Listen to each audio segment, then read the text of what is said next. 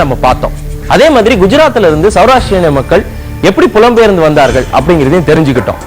இவங்க மதுரையில எப்படி பிரபலமானாங்க அது தெரிஞ்சுக்கணும் இல்லையா? அதுக்கு முக்கியமான காரணம் நாயக்க மன்னர்கள். இன்னைக்கு நாயக்கர் மகாலை சுற்றி இருக்கக்கூடிய தெருக்களை சௌராஷ்டிரா தெருக்கள்னே நம்ம சொல்றோம். சௌராஷ்டிர மக்களுடைய முக்கியமான தொழிலாக இருந்தது உடை தயாரிப்பது, கைத்தறி நெசவு.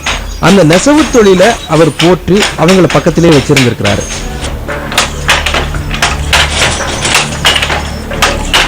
அதே மாதிரி தஞ்சாவூர் பகுதிகளில் சரபோஜி மாமன்னரும் இந்த சௌராஷ்டிரிய மக்களை கைத்தறி நெசவுக்காக அவர் பக்கத்தில் வச்சிருந்தாருன்னு சொல்றோம்.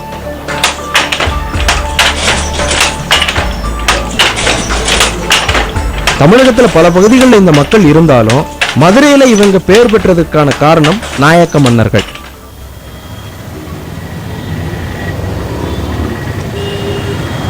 இந்த சௌராஷ்டிரிய மக்கள் யார், எங்கிருந்து வந்தாங்க, மதுரையில் அவங்க என்ன செஞ்சாங்க, இந்த விஷயம்லாம் தெரிஞ்சுக்கணும்ல. வாங்க.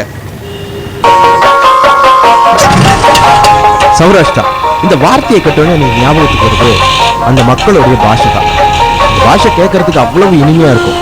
ஆனா அதுல என்னெல்லாம் லாங்குவேஜ் கலந்துருக்குன்னு கண்டுபிடிக்கணும்னு போனோம்னா ரொம்ப கஷ்டம்.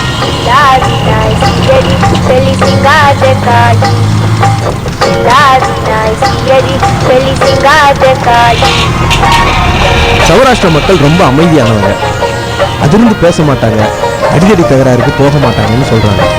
வாங்க பழகி பார்த்துருவோம்.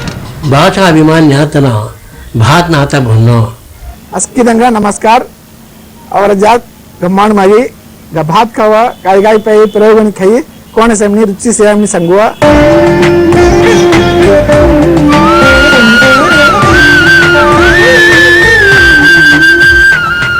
மதிய உணவு திட்டத்தை தமிழ்நாட்டுக்கு அறிமுகப்படுத்தினது யாரு?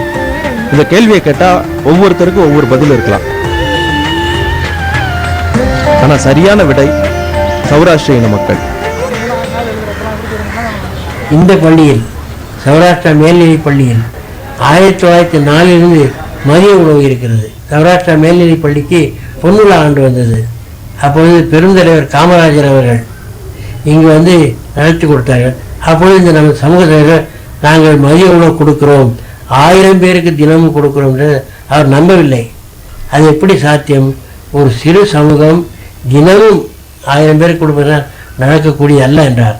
நாங்கள் வற்புறுத்தி சொன்ன பிறகு அவர் அப்பொழுது இருந்த கல்வி அதிகாரி, director of school education Nehru Sundaravadivelu அவர்களை அனுப்பி இது உண்மையிலே செய்கிறார்களா இல்லாட்டி எனக்காக சொல்கிறார்களா என்று அனுப்பி வைத்தார்.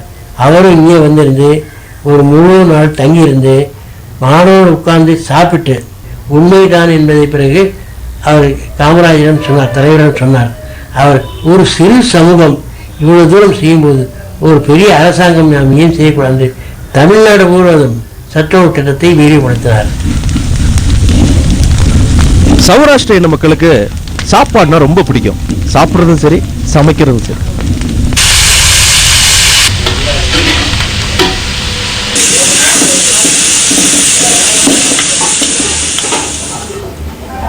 நான் இப்போ நின்றுட்டு இருக்கிற இடம் சௌராஷ்டிர இன மக்களுக்கான ஒரு உணவு செய்யக்கூடிய ஒரு இடம். சௌராஷ்டிர இன மக்கள்ல வந்து என்னன்னா அவங்களுடைய எல்லா திருவிழாக்கள் இல்ல குடும்ப விழாக்கள் கல்யாணம் எதுவா இருந்தாலும் அவங்க இனத்துல இருக்கக்கூடிய ஒரு கேட்டரிங்ல தான் அவங்களுடைய சாப்பாடு விஷயங்களை கொடுப்பாங்க. என்னன்னா அவங்களுக்கான அந்த ட்ரெடிஷனான உணவுகள் வந்து சேரணும் அப்படிங்கிறதுக்காக செய்யறாங்க. அப்படி இந்த ட்ரெடிஷனான உணவை மதுரையில செஞ்சு கொடுக்கக்கூடிய ஒரு ஃபேமஸானவங்க தான் இந்த ஜனாங்கிறவங்க. வணக்கம்மா. இப்போ நீங்க இது எதுக்காக இந்த சமையல்லாம் பண்ணிட்டு இருக்கீங்க? இன்னைக்கு ஒரு சின்ன ஃபங்க்ஷன் கேட்டுக்கதல் மாதிரி. சரி. அதுக்காண்டி பன்னல்ல பண்றேன், சாம்பார் சாதம் பண்றேன். இது வந்து பொங்கல் இல்லையா? பொங்கல், வெண்பொங்கல். இதுக்கு வெண்பொங்கலுக்கு நீங்க என்ன பேர் சொல்றீங்க? முத்தா பொங்கல். முத்தா பொங்கல். முத்தா பொங்கல். ஓகே. இப்போ வெஜிடேரியனும் நான் வெஜிடேரியனும் இந்த மக்கள் சாப்பிடுறாங்க. சௌராஷ்டிர மக்கள் வந்து வெஜிடேரியன் நான் வெஜிடேரியன் சாப்பிடுறாங்க. நான்வெஜ்ல என்ன விரும்பி சாப்பிடுவாங்க அவங்க? நான்வெஜ்ல சிக்கன் பிரியாணி. சிக்கன் பிரியாணி. இப்போ சௌராஷ்டிர மக்கள் விரும்பி சாப்பிடக்கூடிய உணவு ரெகுலராவே வீட்டுல என்ன மாதிரியான உணவுகளை சாப்பிடுவாங்க அவங்க? பொங்கல், வெறும் வெண்பொங்கல். வெண்பொங்கல் தான் அவங்களுக்கு பிடிச்ச சாப்பாடு இல்லையா? வெரைட்டி ரைசஸ் இருக்கு இல்லையா? அது புளியோதரை, லெமன் ரைஸ். ஒவ்வொன்றுக்கும் ஒவ்வொரு பேர் இருக்கு. முத்தா பொங்கல் மாதிரி அதுக்கு என்ன சொல்லுவாங்க? புளியோதரைக்கு அம்பட் பாத். அம்பட் பாத். ஓகே, இதுக்கு வேற இன்னொன்னு சொன்னீங்களே, லிம்பு பொங்கல். லிம்பு பொங்கல். லெமன் ரைஸுக்கு லிம்பு பொங்கல். தயிர் சாதத்துக்கு தை- தை- தெயின் தெயின். தைங் பொங்கல். இப்ப காளான் பிரியாணி செய்ய போறாங்க. இது எப்படி செய்யறதுங்கிறத பார்ப்போம். அடுப்புல பாத்திரத்தை வச்சு அதுல ரீஃபைண்ட் ஆயில் ஊத்துறாங்க. எண்ணெய் ஊத்துன பிறகு பட்டை, கிராம்பு, ஏலக்காய் போட்டுட்டு இவங்க ஏற்கனவே அரைச்சு வச்சிருக்கிற வெள்ளைப்பூண்டு விழுதையும் சேர்க்கறாங்க. இந்த பூண்டு விழுது பொன்னிறமா வர வரைக்கும் கிண்டிக்கிட்டு இருக்கணும். அதோட அரைச்சு வச்சிருக்கிற இஞ்சி, வெங்காய விழுதுகளையும் பச்சை மிளகாயும் சேர்க்கறாங்க.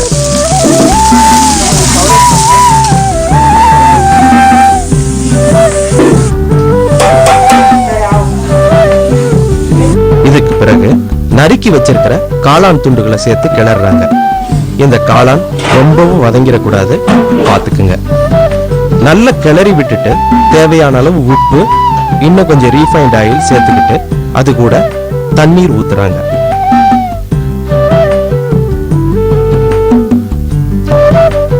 தண்ணீர் கொதி வந்த பிறகு ஊற வச்ச அரிசியை அதுல போடுறாங்க. நீங்க ஒரு படி அரிசி போட்டா 2 படி தண்ணி ஊத்தணும். அதாவது அரிசி எவ்வளவு போடுறீங்களோ அதை விட 2 மடங்கு தண்ணீர். இப்ப நல்ல கிளறிய பிறகு எலும்புச்சம்பழ சாறை ஊத்துறாங்க. இப்ப தண்ணீர் வத்தற வரைக்கும் கிளறுங்க. பிறகு பிரியாணி ரெடி ஆயிடும். அவசரப்படாதீங்க, தம் கட்டுறாங்க, அதையும் எப்படின்னு பாத்துடலாம்.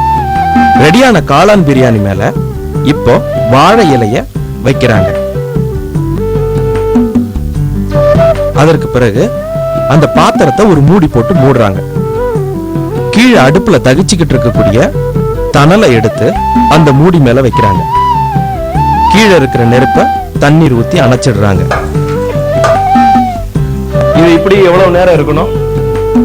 1/4 மணி நேரம். இப்ப கீழே இருக்கிற வெப்பம் மேல இருக்கு. ஒரு நல்ல பிரியாணி இப்படி தம் செய்தாலே சுவை கூடும் அப்படின்னு இவங்க சொல்றாங்க.